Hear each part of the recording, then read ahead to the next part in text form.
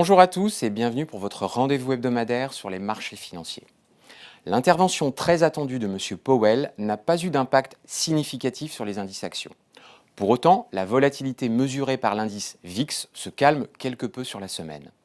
Néanmoins, en termes sectoriels, les valeurs cycliques et de l'énergie sont en baisse, traduisant les inquiétudes sur la croissance mondiale, tandis que les valeurs dites défensives ont résisté, à l'instar de l'ensemble du secteur pharmaceutique.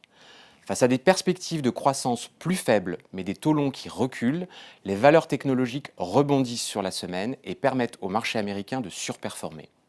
Les inquiétudes d'une récession mondiale ont aussi été alimentées par la dégradation des indices d'activité PMI en zone euro, publiés jeudi, qui continuent leur lente dégradation et se rapprochent de la zone des 50 qui délimite l'expansion de la contraction des économies.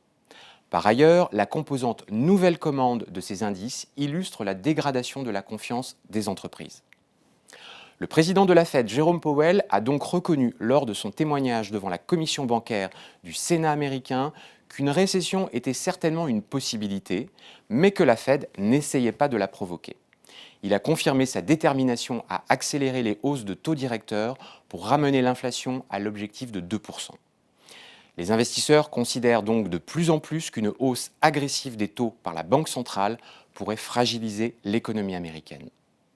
Principal mouvement de la semaine, les taux longs se sont fortement détendus suite aux craintes d'un rythme de resserrement très rapide à risque pour le cycle économique futur, ce qui se traduit par la chute marquée des taux souverains, aussi bien aux États-Unis qu'en Europe, ou encore dans l'écartement très net de l'indice de crédit iTraxx Crossover. Du côté des taux périphériques, toujours près de 200 points de base d'écart de taux entre le 10 ans italien et son homologue allemand.